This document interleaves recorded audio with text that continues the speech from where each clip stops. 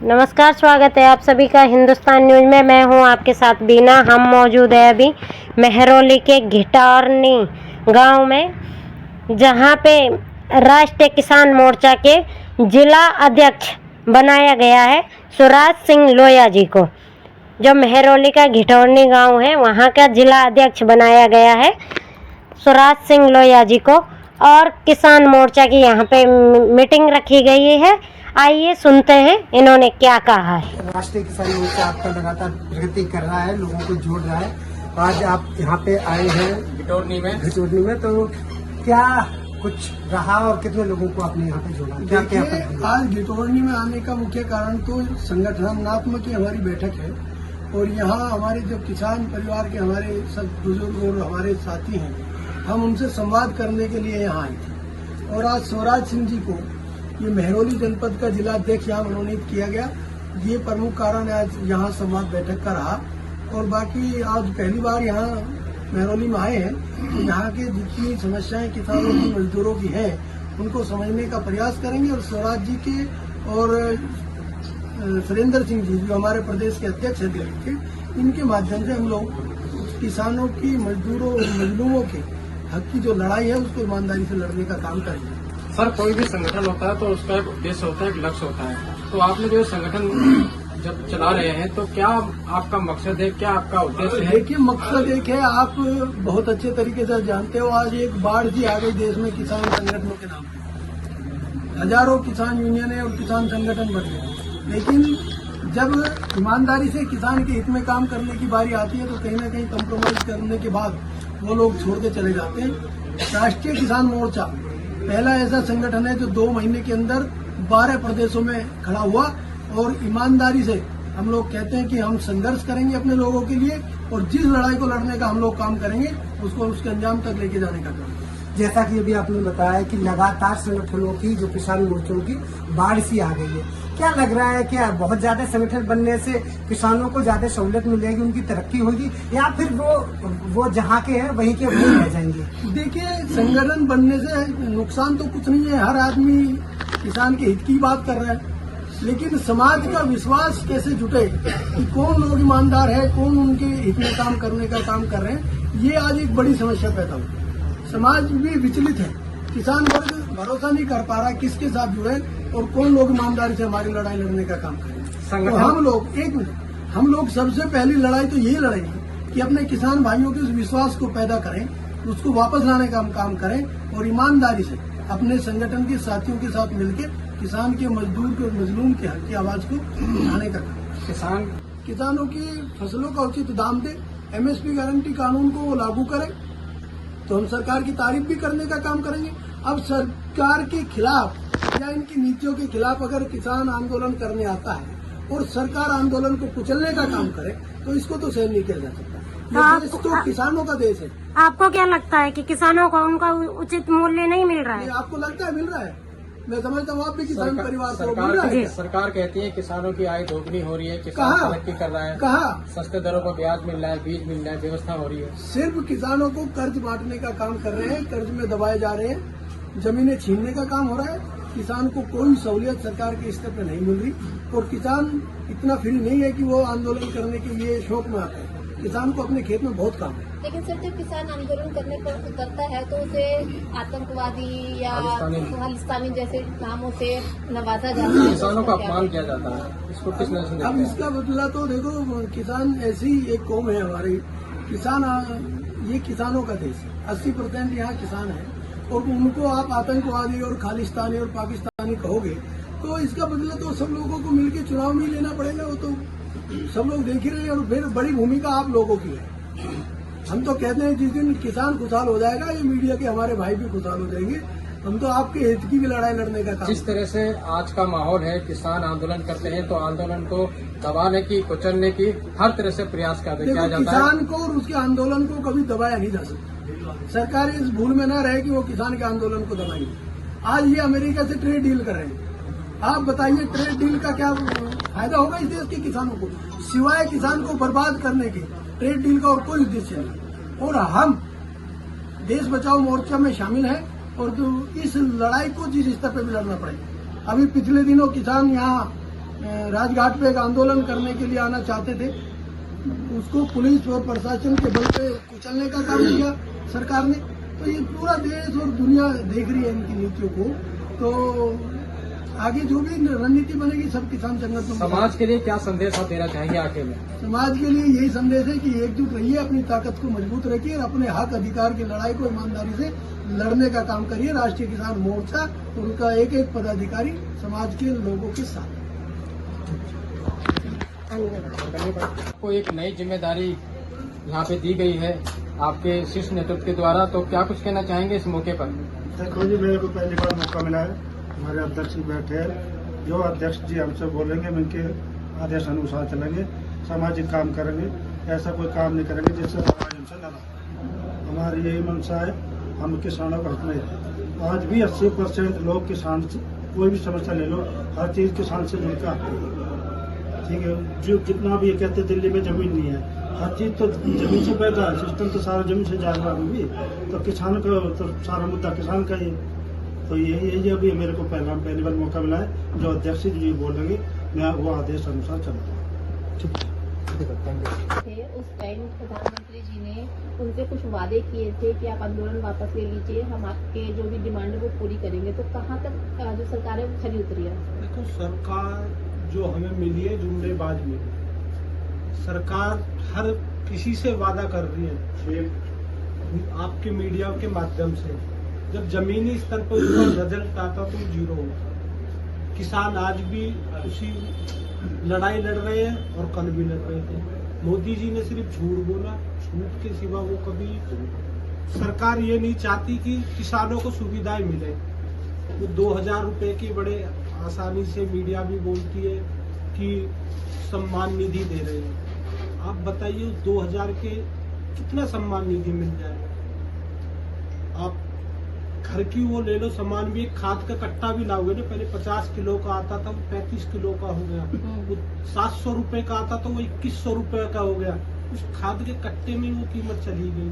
और मोदी जी हमारे जो किसान भाई है उनको अपमानित करते हैं, कह के कि हम इनको 2000 रुपए दे रहे हैं, यानी एक सीधा ब्लैकमेलिंग वाली बात।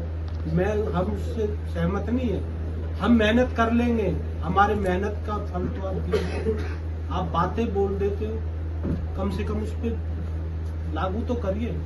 आप क्या बोलते हो, आपके नीचे के मंत्री क्या बोलते हैं? अभी तो खुद सरकार अपने फैसलों पर निर्धारित नहीं है, तो आम जनता या किसान कहाँ से सहमत? अच्छा, मेरा सवाल आपसे ये है कि देश के द्वितीय प्रधानमंत्री शास्त्री जी ने जय जवान जय किसान का नारा दिया था। जवान तो सीमा पे अपनी रक्षा कर रहा है, देश की हिफाजत कर रहा है। किसानों के लिए राजनीति करने पर तमाम संगठन, तमाम राजनीतिक दल और जैसे आपने संगठन बनाए, तमाम ऐसे जो मजदूर संगठन हो गए, किसान संगठन हो गए, वो राजनीति कर रहे हैं किसानों के ऊपर लेके।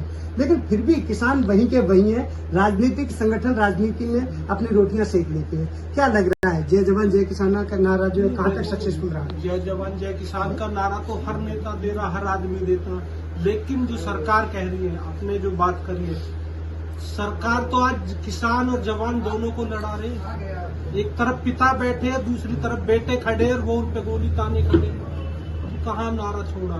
नारों में अच्छा लग रहा, जमीनी स्तर पे तो बाप बेटे की दुश्मनी करा दी।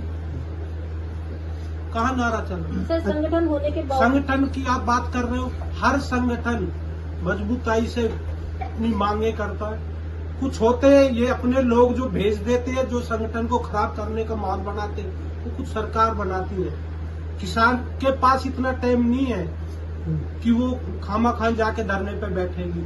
जब अपने पे बीतने लगती है ना, जब घर छोड़ के बाहर निकलता है, ये हमेशा याद रखें। जब अपनी जरूरतें पूरी नहीं होती, जब आदमी बाहर निकलता, किसानों की जब मांगे पूरी नहीं होती, इसलिए किसान निकलते। हमारी आवाज को सरकार नहीं सुन रही। जब गूंगी बहरी सरकार हो तो धरने से आवाज करनी पड़ती है। ये आप भगत सिंह ने भी बोला है कि जब गूंगे बहरे सत्ता में बैठे हो तो उन्हें सुनाने के लिए आवाज बहुत जरूरी है। एकजुट होकर हमें आवाज करनी बहुत जरूरी है। जो भी कुछ किसानों को आत्महत्या तक का कदम उठाना पड़ता है, तो कहाँ कमी रह जाती है?